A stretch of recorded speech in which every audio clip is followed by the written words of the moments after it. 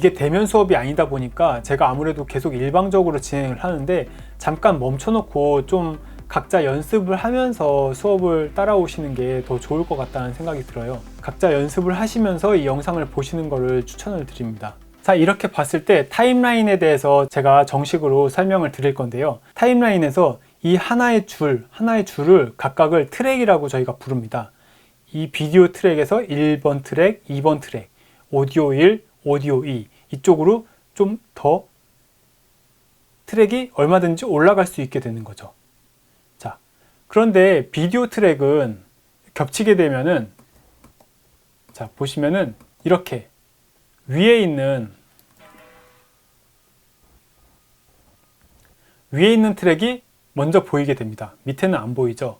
하지만 소리는 두 개가 같이 겹쳐서 들리게 됩니다. 그리고 방금 제가 이렇게 줄였다 늘렸다 하는 것은 계속 강조를 해서 말씀드리지만 시간이 바뀌는 게 아니고 보는 배율을 줄였다 늘렸다 하는 겁니다. 제일 늘리게 되면은, 자, 이렇게 보시면은 아까 화살표 키로 좌우로 가면은 한 프레임씩 움직인다고 했죠. 이렇게 한 장 한 장씩 한 장 한 장 한 칸이 보이게 되는 거죠. 이거를 줄이게 되면은 같은 시간이어도 작게 보이게 되죠. 자, 여기서 방금 제가 무슨 키를 눌렀냐면은 맥에서는 커맨드 플러스 마이너스, 윈도우에서는 컨트롤 플러스 마이너스, 컨트롤 키와 플러스 마이너스 키를 같이 눌러주시면은 이렇게 확대와 축소가 가능합니다. 이 플러스 마이너스에 있는 이 발을 움직이는 것과 같은 기능입니다. 마우스 모델마다 조금씩 다른데요. 마우스 스크롤로 타임라인의 그 옆에 안 보이는 부분까지 탐색을 하실 수가 있고요. 그게 아니라면은 이 밑에 발을 가지고 드래그를 해서 이렇게 이동을 하실 수 있습니다. 원하는 곳으로.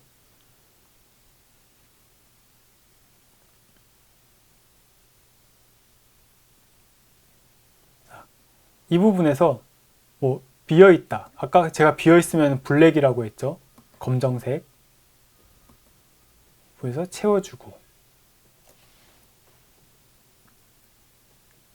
이렇게 아무것도 없는 칸도 선택이 가능한데요. 이렇게 선택을 한 다음에 이 부분을 딜리트나 백스페이스를 눌러주면은 이 부분이 사라집니다.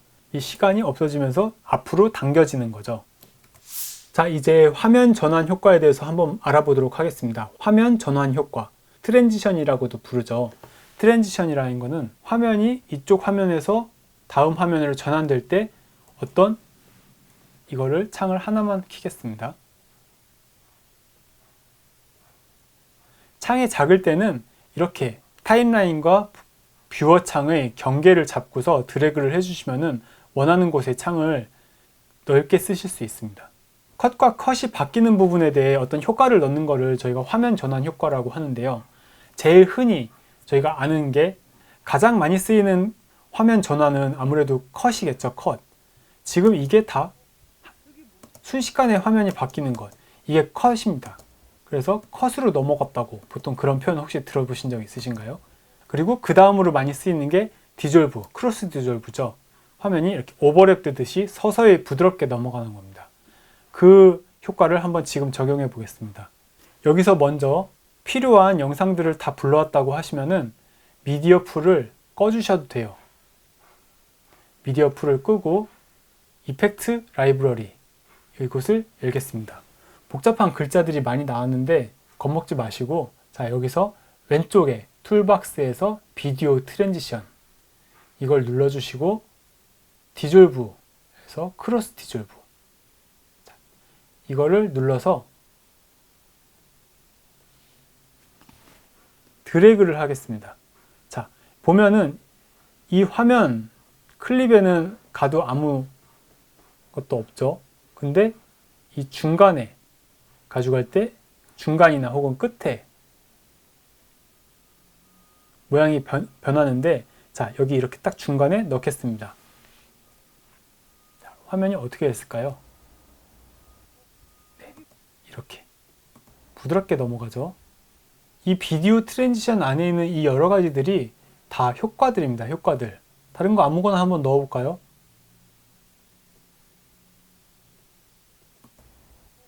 이런 식으로 넘어가는 것들도 있고요.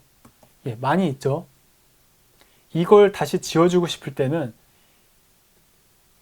이 트랜지션만 선택이 가능합니다. 이걸 선택하셔서 딜리트 또는 백스페이스 지우기를 누르셔서 지워주시면 없어집니다. 자, 여기서 이렇게 트랜지션 위로 가고 갔을 때 미리 보기를 할 수가 있는 거죠. 적용해 보기 전에 이런 식으로 변하는구나 이렇게 확인을 해 보실 수가 있습니다. 트랜지션은 다시 한번 말씀드리면은 이펙트 라이브러리의 툴박스의 비디오 트랜지션 이곳에서 넣을 수 있습니다. 이렇게 잘 안 쓰시는 부분들은 접어 주실 수도 있고요. 필요한 부분들을 다시 늘려서 사용하실 수도 있고 이렇게 활용하실 수 있습니다. 오디오 트랜지션은 사실 종류가 많지 않죠.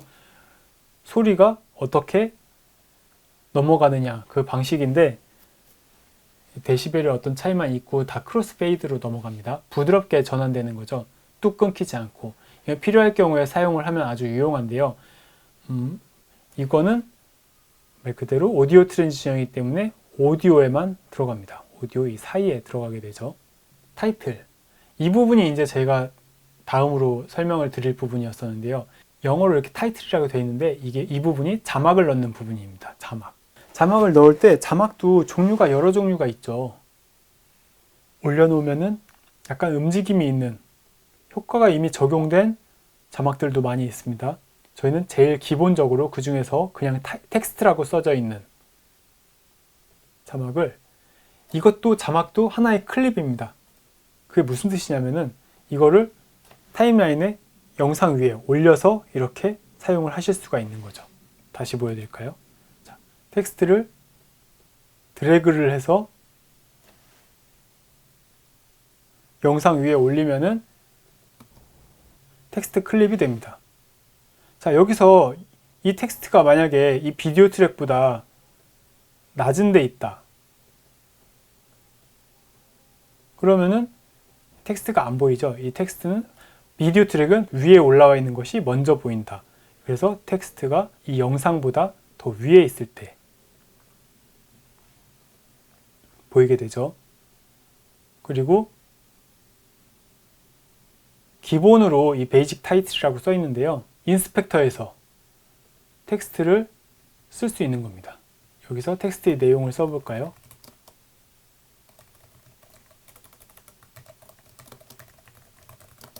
자, 이렇게 썼습니다. 처음부터 재생을 해보면 여기쯤에서 끝나게 할까요? 네. 그러면 들어가 있는 부분만 이 부분도 컷으로 들어가는 거죠. 컷으로 들어갔다는 거는 부드럽게 페이드 인으로 자막이 들어가는 것이 아니라 이렇게 갑자기 뚝 빠지게 되는 겁니다. 이게 컷으로 들어가고 컷으로 빠지는 거죠. 자, 자막을 넣는 방법을 알았으니까 이제 이 자막을 꾸며주는 방법은 어차피 또 그 문서 편집 프로그램을 생각하시면 되게 쉬워요. 이 인스펙터에서 해당 자막의 클립을 선택을 하고 타이틀이 있죠. 여기서 제가 텍스트 내용을 넣었잖아요. 그 밑에 폰트를 정하실 수가 있고 색깔을 지정해 줄 수도 있습니다. 사이즈를 바꿀 수도 있고요.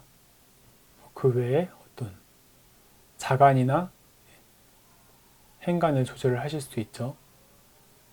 정렬이라든가 다 됩니다. 다 조절을 하실 수가 있습니다. 드롭 섀도우를 넣으실 수도 있고요. 드롭 섀도우 넣는 방법은 이 XY축의 오프셋을 이용을 해서 그림자 효과를 넣으실 수도 있고 그림자 효과를 바로 빼시고 싶으면은 이렇게 뺄 수도 있습니다. 테두리를 넣으실 수가 있고요. 다빈치 리졸브에서는 그리고 눈에 잘 보이게 배경을 넣을 수가 있습니다. 지금 배경이 높이가 0으로 되어 있잖아요. 이것만 맞춰주면은 이렇게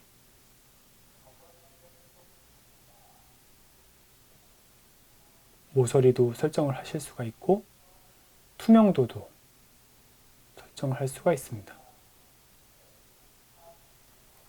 자, 이런 식으로 자막에도 여러 가지 꾸미는 기능들이 있습니다. 자막을 길게 넣고 싶다. 그러면은 길게 넣을 수 있고 짧게 넣고 싶다. 그러면 짧게 넣으실 수 있고 위치도 바꿀 수가 있습니다. 위치는 먼저 자막의 위치는 포지션에서 바꾸실 수가 있고요. 여기서 자막이 좀 부드럽게 들어왔다가 나가는 것을 하고 싶은데요. 크로스 디졸브를 넣으셔도 되지만 일일이 화면 전환 효과를 다 적용을 하시기가 번거롭잖아요. 이거는 영상에서도 사실 적용되지만 이 해당 클립에서 앞뒤로 보면은 클립을 선택할 때 마우스를 갖다 대면은 여기 이렇게 보이시나요? 양쪽에 점이 두 개가 생기죠. 양쪽으로 마크 표시처럼. 자, 이게 뭐냐면은 이걸 잡고 옆으로 밀어주시면은 불투명도라고 해야 되죠. 이 불투명도를 간편하게 조작을 할 수 있는 겁니다. 자, 이걸 안쪽으로 집어넣었어요. 어떤 효과가 있는지 한번 볼까요? 네, 이렇게.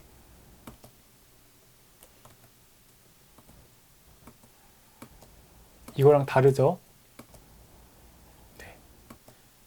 빠질 때도 자연스럽게. 네. 보이시나요? 이렇게 나갑니다. 자, 이런 식으로 해서 서서히 들어왔다가 서서히 나가는 것을 적용을 해 주실 수가 있고요. 사실 이거는 자막만 그런 것이 아니라 영상도 사실 됩니다. 영상에서도 아까도 계속 이걸 만질 때마다 양쪽에 점이 나왔었는데 설명을 안 드렸을 뿐이고, 이렇게 몇 프레임 동안 적용이 될지도 여기 지금 시간이 나오죠. 15프레임. 그러니까 0.5초라고 할 수 있겠네요. 0.5초 동안 페이드 인이 되는 겁니다. 이렇게 자막도 부드럽게 들어오고 부드럽게 나가고 다음 장면. 이런 효과들을 적용을 해서 편집을 해 보실 수도 있겠죠. 지금 저희가 하면서 정말 중요한 건데 아직 하지 않은 게 있어요. 바로 저장이죠. 저장. 중간 저장. 다빈치 리졸브 프로그램을 열면서 프로젝트 파일을 만들었잖아요. 그 프로젝트 파일의 제목은 여기 써 있죠. 여러분들이 각자 프로젝트 파일 이름에 쓴 게 여기 있을 거예요. 만약에 쓰지 않았다면 untitled, 뭐 이렇게 무제 이런 식으로 들어가 있을 거고요. 다행히 다빈치 리졸브가 한글 지원은 안 되지만 파일 이름은 한글로 저장이 가능합니다. 자, 이거를 중간 저장을 하려면 어떻게 하느냐? 저장을 할 때는 Save Project, 자, Ctrl S 하면은 저장이 됐습니다. 자, 이거를 한번 다빈치 리졸브를 닫아 볼게요. 네, 이렇게 다빈치 리졸브를 닫았는데 이 프로젝트 파일이 어디 있는 거냐 이렇게 물어보시는 분들이 있어요. 자, 프로젝트 파일 위치를 찾을 수는 있겠지만 제가 말씀드리고 싶은 거는 다빈치 리졸브에서는 그 프로젝트 파일 자체가 위치가 중요하진 않아요. 만약에 한 컴퓨터 안에서만 계속 작업을 한다면. 왜냐면은 다빈치 리졸브 프로그램을 열게 되면은 그 컴퓨터 안에서 작업을 했던 프로젝트가 일단 다 앞에 나오거든요. 거기서 관리를 해주시면 됩니다. 자, 다빈치 리졸브를 다시 열어보겠습니다. 자, 여기서 제가 지금 현재 다빈치 리졸브 프로젝트 파일이 하나만 있어요. 아까 작업을 했던 다빈치 리졸브 연습하기 이 프로젝트 파일이 여기 있습니다. 자, 이 프로젝트 파일을 클릭을 해서 열어주시면 됩니다. 이렇게 하면은 아까 저장을 하고 닫았던 게 다시 열리는 거죠. 그리고 작업을 하면서는 중간중간 컨트롤 S, 맥을 하시는 분들은 커맨드 S를 눌러주시면은 중간 작업이 저장이 돼서 만에 하나 중간에 컴퓨터가 꺼지거나 아니면 뭐 정전이 되거나 이럴 때에도 뭐 작업물이 날아가는 그런 불상사를 방지를 하실 수가 있습니다. 이제 조금 다빈치 리졸브의 어떤 사용자 환경이 눈에 들어오시나요? 중간 복습을 하자면은, 자, 여기가 타임라인으로 편집을 하면서 이곳에서 편집을 하는 거고요. 이쪽에는 설정값, 뭐 정보값, 특성 이런 것들을 담당하는 메타데이터와 인스펙터. 인스펙터는 특히 뭐 화면의 크기라든가 여러 가지 속성값들을 결정을 할 수 있는데요. 이거는 잠시 후에 알아보기로 하고요. 인스펙터를 끌 수도 있고 이쪽 창을 인스펙터를 포함한 메타데이터 등 이쪽 창을 끌 수도 있고 열 수도 있고요. 지금 저희가 오디오 부분을 아직 안 해서 제가 믹서를 안 켰는데요. 믹서 부분에서 미터 값으로 바꿔주시면은 여기서 재생을 할 때 오디오 레벨이 여기 뜹니다. 자, 방금 눈치채셨겠지만 이렇게 각 창에는 점이 3개가 있는 것들이 있잖아요. 여기도 있고 여기도 점이 3개가 있고 점이 3개가 있고 이걸 눌러주시면은 그 세부 메뉴로 들어갈 수 있어요. 참고로 창을 조금 더 넓게 쓰고 싶다. 지금 다빈치 리졸브가 이 창 하나에 꽉 차 있는데요. 사실 이 사용자 환경은 생각보다 괜찮은 편이에요. 꼭 듀얼 모니터를 사용하지 않더라도 창 하나에서 불편함 없이 좀 가능하도록 그렇게 디자인이 되어 있는 것 같아요. 지금 저희가 이거를 거의 안 쓰잖아요. 이 부분을 워크스페이스 메뉴에서 쇼 페이지 내비게이션 이 3번째 게 지금 기본 세팅은 체크가 되어 있는 거죠. 이 체크를 없애면은 이 밑에 부분이 없어집니다. 이 옆으로 다른 페이지로 많이 안 갈 때에는 이걸 잠깐 꺼놓고 쓰면은 조금이라도 창을 더 넓게 사용하실 수가 있는 거죠. 그리고 필요할 경우에는 이거를 켜주시면은 다시 들어오는데 이게 꺼져 있더라도 사실 여기서 원하는 곳으로 갈 수가 있어요. 스위치 투 페이지에서 미디어, 컷, 에딧, 퓨전, 컬러, 페어라이트, 딜리버 이렇게 원하는 곳으로 갈 수가 있죠. 딜리버로 가볼까요? 이걸 눌러주시면은 이렇게 딜리버는 아까 뭐라고 말씀드렸죠? 파일을 출력하는 페이지라고 말씀을 드렸었죠. 딜리버 페이지의 기능도 조금 있다가 익혀보도록 하고요. 다시 에디트 페이지로 가겠습니다. 자, 여기서 이제 타임라인에 있는 기능들을 조금 더 세부적으로 살펴볼게요. 제가 아까 화살표를 왼쪽, 오른쪽으로 하면은 이게 한 프레임씩 여기 타임라인 보이시죠? 한 프레임씩 움직이잖아요. 그런데 쉬프트를 누르고 왼쪽, 오른쪽을 하면은 1초씩 이동을 합니다.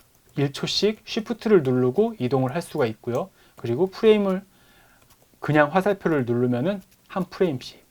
그리고 위아래 버튼이 있죠. 위아래 버튼. 위아래 버튼을 누르면은 클립 사이사이로 이동을 합니다.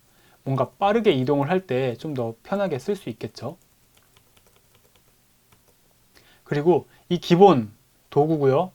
이 트림 에디트 도구는 현재 단계에서는 모르셔도 돼요. 왜냐면은 이거를 하지 않고도 일단 자르고 붙이는 거는 하실 수가 있거든요.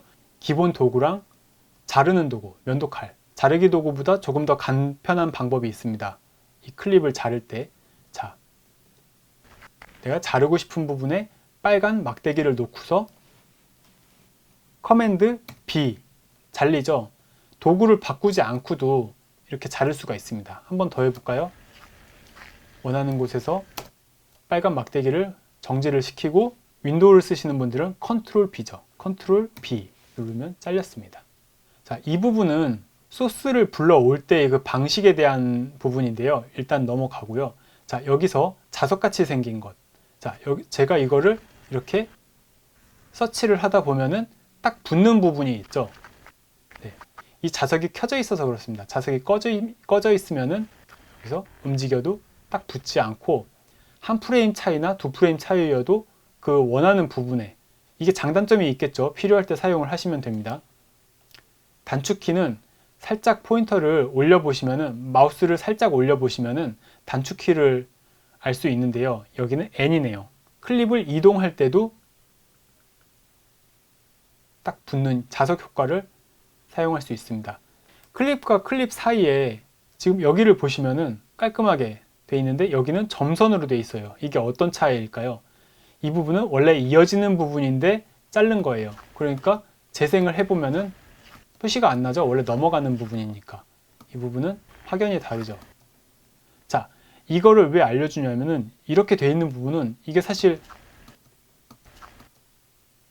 제가 아까 연습 삼아서 자르긴 한 건데 안 잘린 거랑 똑같잖아요. 볼 때. 그래서 다시 붙일 수도 있습니다. 어떻게? 이 부분을 선택을 해서 지우기로 딜리트나 백스페이스죠. 지워주시면은 지워집니다. 붙는 겁니다. 네.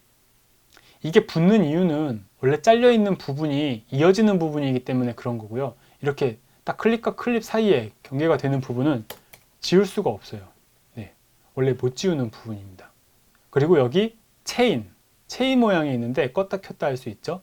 자, 여기가 선택을 할 때 이렇게 선택을 하면은 위에 비디오 트랙과 아래 오디오 트랙이 동시에 선택이 되죠. 네. 항상 같이 붙어 다니는 거죠.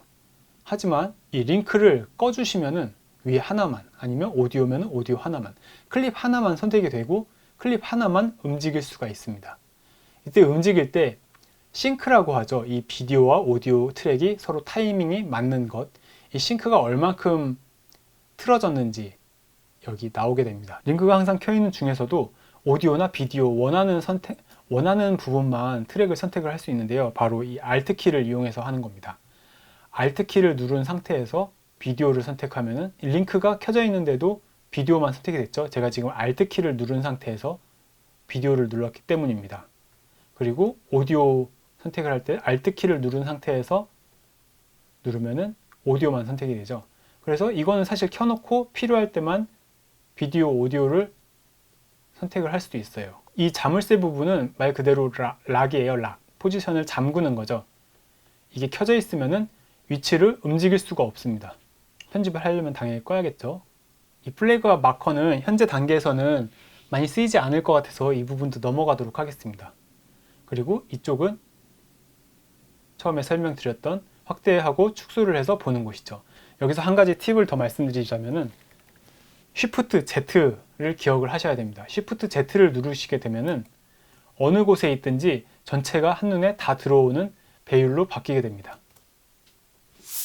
자, 여기까지 따라오셨다면은 이제는 조금 더 깊이 있게 들어가 보려고 합니다. 저희가 처음에 사진을 움직이는 방법에 대해서 배웠는데 이 다이나믹 줌이라는 것은 사실 영상에서도 똑같이 적용이 됩니다. 어떻게 하느냐? 아까 했던 대로 그냥 그대로 해주시면 돼요. 그래서 인스펙터에서 해당 클립, 원하는 클립을 누르시고 다이나믹 줌을 켜주시고 이쪽에서도 다이나믹 줌을 켜주시면은 자, 이렇게 돼 있잖아요. 이 파란색 선에서 시작해서 빨간색 선으로 가는 거죠. 그러면은 이거는 약간 줌 아웃 효과가 나오겠네요. 좀 확대되어 있다가 나중에 축소되어 있는 걸로 더 큰 걸로 더 넓게 빠지니까 볼까요? 네, 이런 식으로 약간 줌 아웃 되는 효과가 나죠. 이걸 줌 인을 한번 해볼까요? 줌 인을 하려면은 빨간색 마지막 부분이 좀 화각이 좁게 되어 있고 파란색 처음 시작 부분이 화각이 넓게 되어 있으면 조금 더 줌인 효과가 나겠죠.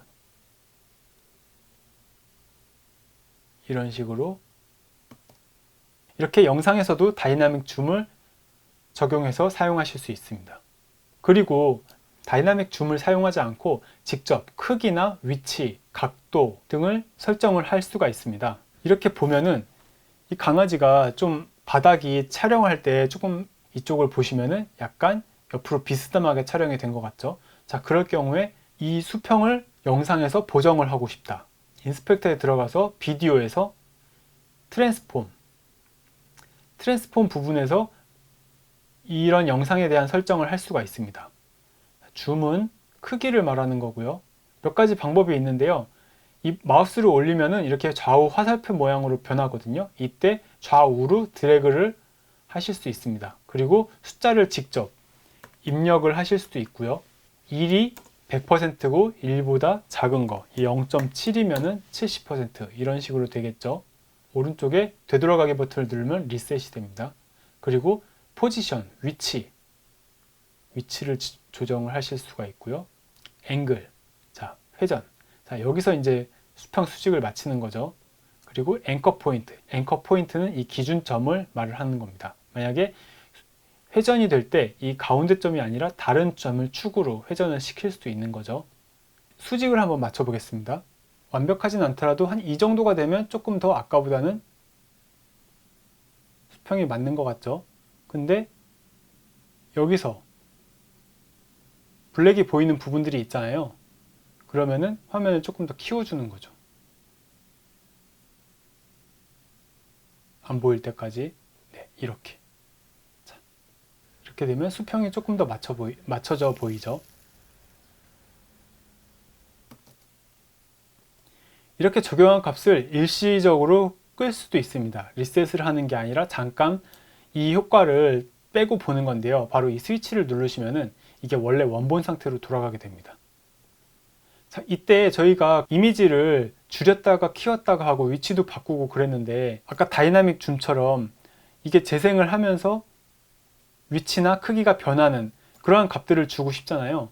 그럴 때 바로 활용을 하는 게 키프레임입니다. 키프레임. 키프레임에 대한 개념을 이해를 하시게 되면 영상의 크기를 키우거나 줄이거나 아니면은 영상의 위치를 움직이거나 아니면 볼륨을 점점 크게 했다가 점점 작게 했다가 이런 것들이 가능해집니다. 키프레임은 어떤 특정 프레임의 그 값을 기억을 시키는 거라고 생각을 하시면 돼요. 그래서 해당 위치에 키프레임을 넣고요. 그리고 다른 위치에 또 하나의 키프레임을 넣게 되면은 그 두 개의 값이 서로 다를 때 재생을 하면서 한 값에서 다른 값으로 그 시간 동안 재생하는 시간 동안 자동으로 바뀌게 되는 겁니다.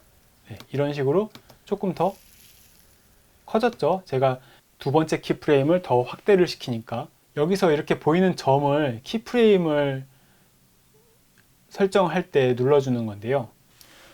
자, 이렇게 보시면은 여기에 이 클립들의 오른쪽 아랫부분에 이런 아이콘이 그려져 있는 클립이 있고 아무것도 없는 클립이 있습니다.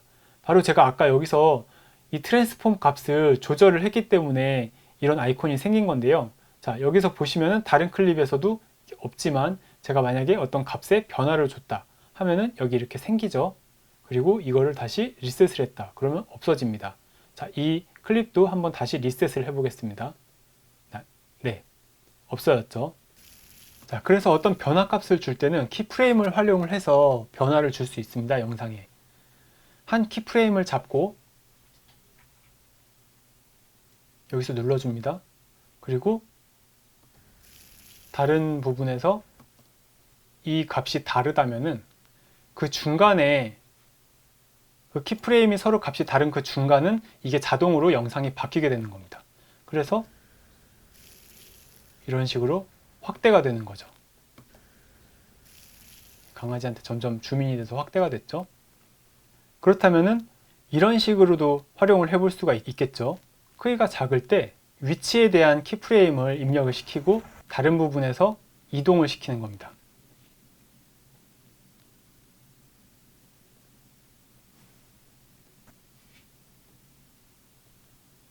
자, 그러면은 이런 식으로 영상이 움직이게 되는 거죠. 이렇게 키프레임을 설정할 수 있는 항목들이라면은 시간적인 변화를 줄 수 있는 겁니다. 자, 키프레임의 활용은 오디오에서도 빠질 수가 없는데요. 제가 지난 시간에도 말씀드렸지만 영상에서는 소리가 굉장히 중요하다고 했잖아요. 그래서 영상 편집할 때 오디오 부분을 편집하는 방법에 대해서도 한번 알아보겠습니다. 오디오를 편집하는 방법은 이렇게 밑에 오디오 트랙이 있잖아요. 먼저 소리를 키우고 줄이고 하는 방법에 대해서 알아보겠습니다. 이렇게 재생을 하면은 오른쪽에 소리가 얼마나 큰지 작은지 그 레벨 값이 나오죠. 이 소리가 너무 작다 그러면은 소리를 키워주면 되고 소리가 큰 경우에는 줄여주면 되잖아요. 마우스를 이 오디오 트랙 오디오 클립으로 위로 가져다 대면은 이렇게 위아래 화살표로 바뀌는 부분이 있습니다. 여기에 이 라인인데요. 이게 오디오 레벨 라인입니다. 이 소리 볼륨을 키울 수가 있고 줄일 수가 있습니다. 그리고 다빈치에서는 편리하게도 이 볼륨을 키우는 만큼 여기 웨이브 파형이죠. 이 파형이 커지고 볼륨을 줄이면은 파형이 작아집니다. 이렇게 되면은 완전히 볼륨이 안 들리는 거죠. 그리고 키우면은 볼륨이 커집니다.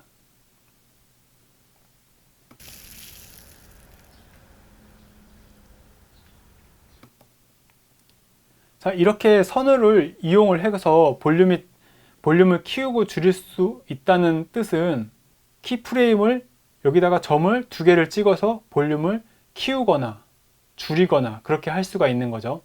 이 클립을 가지고 예를 들어서 해보겠습니다. 지금 여기 차 소음이 있는데 이 소음을 먼저 인스펙터에서 오디오 부분에 가서 이게 키프레임이죠. 이 키프레임을 누르겠습니다. 물론 이곳에서도 볼륨 조절이 가능합니다. 그리고 기본이 0dB이죠. 여기서 직접 마우스로 올렸다 내렸다 조정이 가능하고 이곳에서도 숫자를 입력을 하거나 아니면 화살표로 드래그를 해서 볼륨을 조절을 할 수 있습니다. 볼륨을 점점 키우는 방법에 대해서 한번 해보겠습니다. 볼륨이 커지기 시작하는 원하는 부분을 키프레임으로 잡고 뒷부분을 키워주면은 앞부분은 안 커지고 이렇게 사선이 생기죠. 앞부분은 좀 비교를 해보기 위해서 약간 줄여보겠습니다. 네. 이렇게 되면은 재생을 해볼까요?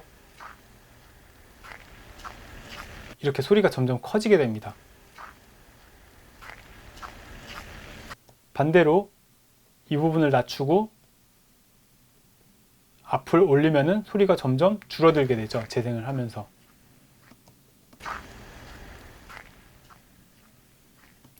키프레임은 얼마든지 만들 수가 있어요.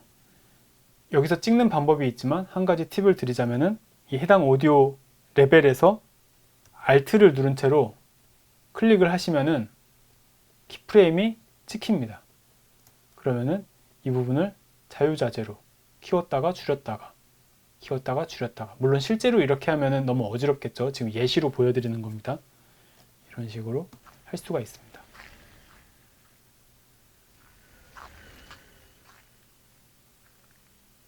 네. 자, 음악을 하나 추가를 해보겠습니다. 음악도 똑같이 사진이나 영상처럼 촬영 소스, 미디어 풀에서 불러오는 겁니다. 넣고 싶은 오디오 파일을 드래그해서 타임라인으로 옮겨줍니다. 재생을 해보면은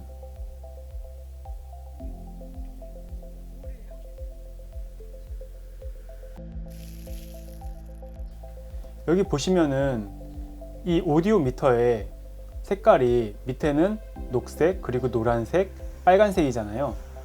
소리가 엄청 크게 되면 이 빨간색을 넘어서 위에 피크를 친다고 표현을 하는데, 이렇게 되면 소리가 깨지는 경우가 있습니다. 이 노란색 정도 범위에서 왔다 갔다 하는 오디오 소리가 제일 좋은 소리입니다. 그러면 이런 경우에는 이 음악의 볼륨을 조금 줄여주는 게 좋겠죠. 음악 클립에 마우스를 갖다 대면 볼륨을 조절할 수 있는 화살표가 됩니다.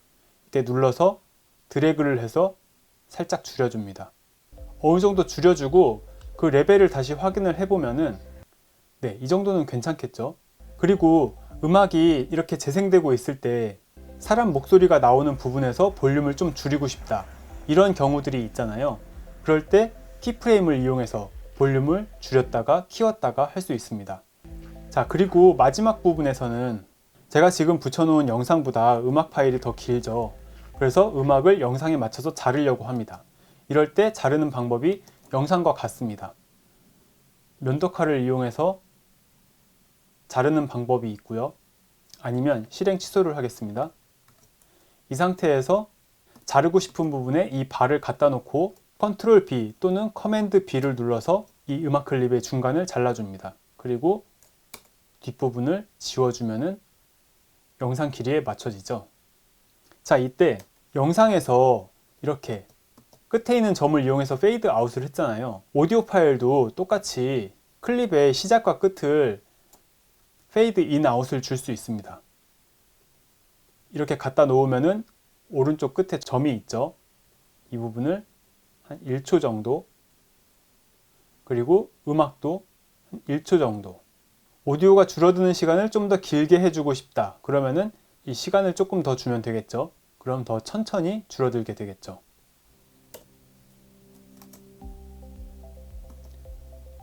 이렇게 음악까지 넣어봤습니다.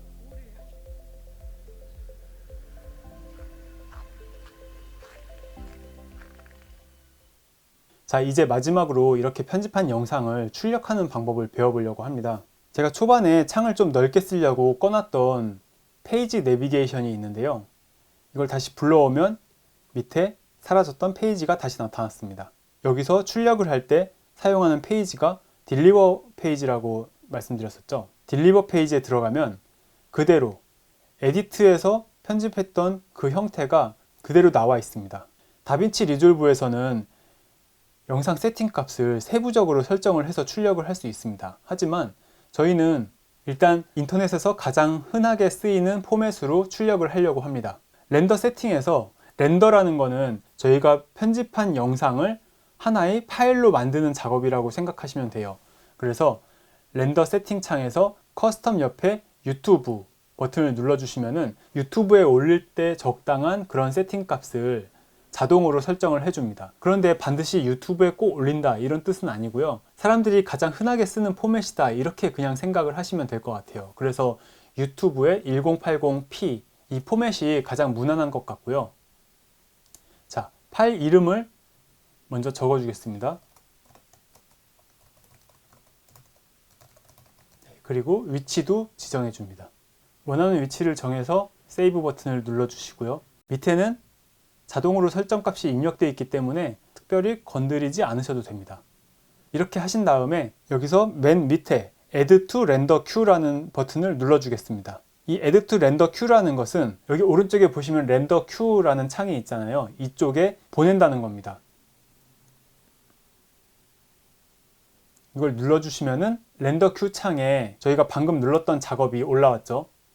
자, 이게 큐이기 때문에 여기서 작업한 다른 거를 여러 개를 이쪽에 올려서 한 번에 렌더를 할 수가 있습니다.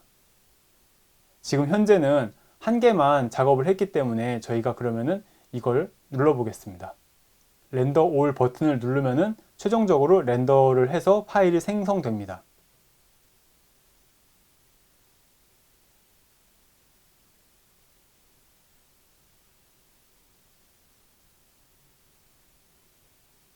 이렇게 작업이 완료됐습니다. 오른쪽에 녹색 글씨로 Complete in 이렇게 나왔으면 작업이 완료된 겁니다. 저희가 위치를 지정한 곳에 해당 파일이 만들어져 있겠죠. 네, 여기 이렇게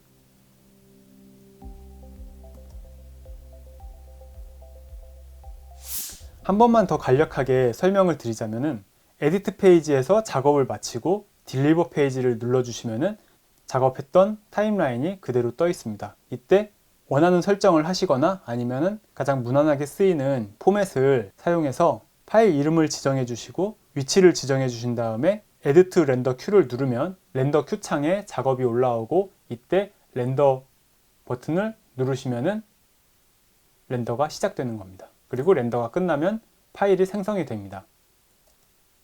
이렇게 해서 편집부터 시작해서 편집한 영상을 파일로 만드는 것까지 알아보았습니다.